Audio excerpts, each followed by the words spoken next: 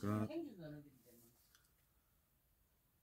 우리가 이제 그 가정폭력, 이혼, 또 뭐 사람 사이의 갈등 이런 이제 문제들이 사회에 여전히 많습니다. 그래서 이제 뉴스를 보면 그런 이야기들이 자주 나오는 편이죠. 그래서 이제 저도 그런 것에 관심이 있었습니다. 그래서 많은 좋은 말씀이라고 불리는 그런 이야기도 여러분께 소개시켜 드렸습니다. 근데 이제 그런 것들을 여러분과 공유하기 위해서 제가 올리면 저에게 무슨 이득이 생기나 이렇게 이제 반문하실지 모르겠지만 제가 볼 때는 인생은 체험입니다. 그런 것을 해보는 것과 안 해보는 것은 차이가 있습니다. 그런 거 없이 그냥 잘 살 수 있지 않나 이렇게 생각하시는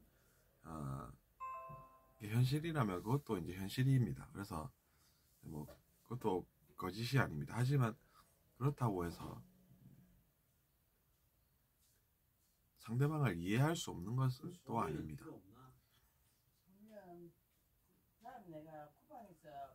어쨌든 그래서 이제 사람 사이의 문제가 이제 많이 일어납니다. 그래서 이제 이혼도 하지 않습니까? 또 이제 이혼을 하는 그 가정들을 우리가 분석을 해보면 뭐 폭력적이다 뭐 이런 내용들이 많습니다. 근데 사실은 이제 가정의 문제가 중요하죠. 가정의 일이 잘 풀리면 다른 일들도 잘 풀리는 경향이 강하더라. 뭐 이런 이야기를 가화만사성 이렇게 이제 한자성어로도 우리가 기억을 하는 이유가 있습니다. 근데 이제 가정 문제라는 것은 안 겪어보면 알 수 없는 그런 심각함이 있습니다. 그래서 결국에는 그것 때문에 고민을 거듭하다가 헤어지기도 하고 또 이제 남은 사람들은 그것으로 또 살아가야 하니까 사긴 하지만 잊을 수 없는 상처 그런 것들이 남게 되겠죠. 그럼 이제 그런 사람들은 어떤 것이 필요하나 라고 생각이 듭니다. 누구는 화목한 가정에서 평화롭게 잘 사는 것 같고 그런 생각이 들면서 그들의 길은 어디에 있나 어떻게 살아야 되나 그런 생각이 드는 것이죠. 그래서 이제 그런 것들에 관심이 많으면 사람들은 그런 지식을 얻으려고 노력하게 됩니다. 그러면 그런 걸 통해서 그들이 얻게 되는 건 무엇인가 생각하게 되는 것이죠. 그래서 이제 사람 사이의 관계라고 하는 것은 쉽게 그렇게 결론이 잘 안 납니다. 그런 고생을 겪으면서 어떤 것을 배우게 되나 라고 했을 때 결국은 자기 자신의 성숙을 얻게 된다는 것이죠. 오랫동안 고생을 하지만 그럼에도 불구하고 뭔가를 알게 됩니다. 뭘 알게 되냐 하면 자신의 영혼이 필요한 것 그런 것이 있고 그런 것을 알게 된다는 것이죠. 그래서 이제 저는 그런 책 내용은 많이 알고 있었습니다. 그러면서 나름 생각도 하고 그래서 그렇게 살아왔었는데 그런 것을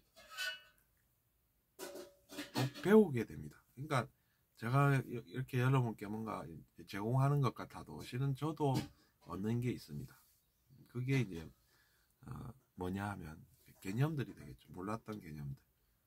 그래서 이제 좋은 말씀들이 진짜구나 뭐 이런 생각도 듭니다. 이게 어떤 내용이냐면 이제 사람 사이가 나빠지긴 해도 그 사람 또 역할이 있었다는 것이죠. 그걸 깨닫게 됩니다. 그러면서 내가 미워해서 내 마음이 아팠던 것이지, 그 사람을 미워할 수 없다는 그 이유를 알게 되면 미워하지 않게 된다라는 것이죠.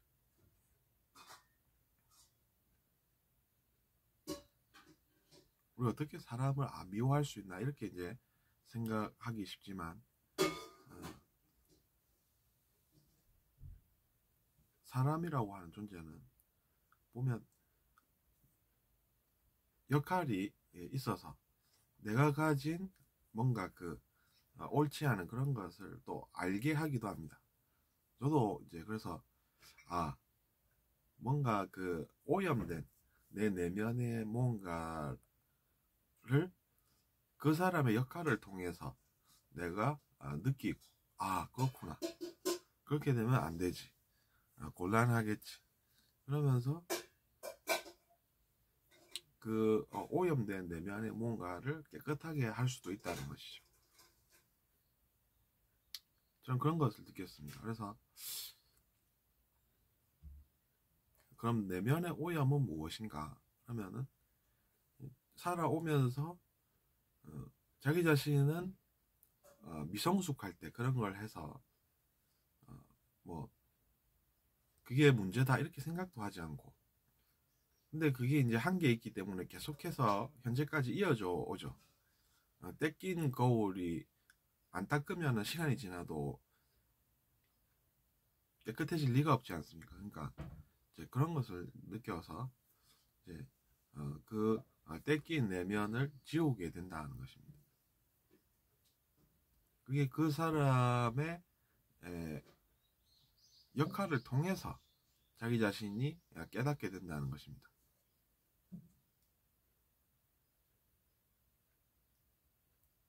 그렇게 되기 때문에 그 사람이 있어서 내가 그런 것도 알게 됐구나, 뭐 이런 생각이 든다는 것이죠. 그래서 이제 우리가 사람을 미워하고 살지 않을 수가 있다, 뭐 그런 것도 배울 수 있고 배우게 됩니다.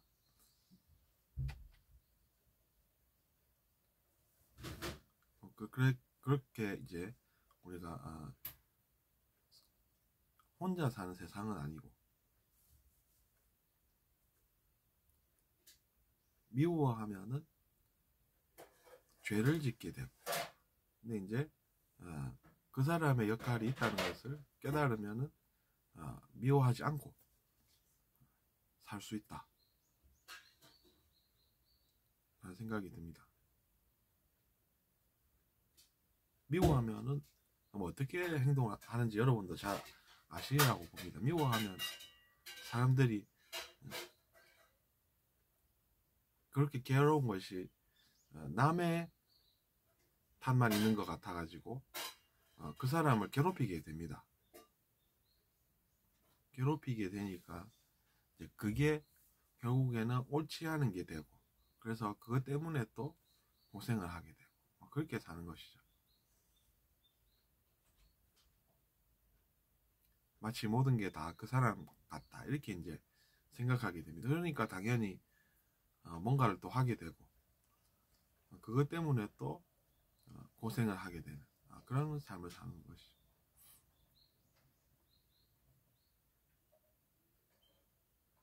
그래서 우리가 이제 사람은 왜 그렇게 행동할 수밖에 없을까, 그런 생각을 하게 되면 그런 생각을 할 수밖에 없는 것은 내가 이해가 가능하다, 이런 생각이 들고, 알아보면 그 사람이 역할이 있어서 내가 내 내면이 오염됐다는 것도 알게 되고, 그러니까 그 사람을 미워하지 않게 되는 그런 과정도 있다는 것이죠. 우리가 내면 거울이라고 하는 것이 어떤 개념입니까? 그게 가만 보면 이런 관찰이 가능합니다. 거울이 앞에 있는데 거울을 보면서 욕을 합니다. 그러면 그게 이제 실은 자기 자신인데 자기 자신인 줄 모르면 이제 미워하는 사람 욕을 하겠죠. 근데 알고 보면 자기 자신입니다. 근데 그렇게 하고 나서 딱 거울 보니까 자기 자신이 보인다는 겁니다. 그러면 자기 자신이 아프다는 것이죠. 상대방이 아프지 않고.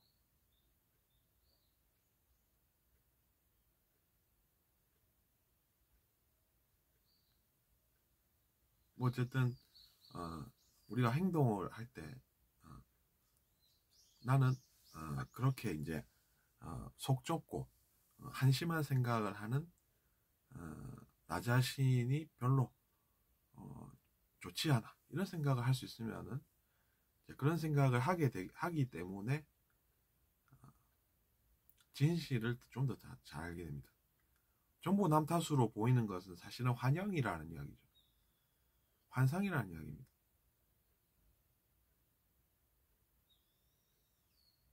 자기 자신은 그러면 아무것도 한 게 없나 라고 하면 알고 보면 아니라는 거죠. 그래서 이제 뭐 그런 개념들이 저도 공부를 해와서 알긴 하는데 그럼에도 불구하고 사람들은 그런 것에 별 관심이 없을 수도 있다 이런 생각을 하면서 삽니다. 내가 이렇게 이야기한들 사람들이 변할까 뭐 이런 생각도 들고 그렇습니다. 왜냐하면 사람들은 자기 자신의 마음을 닦아야 되겠다 이렇게 생각을 안 할 수도 있다라는 것이.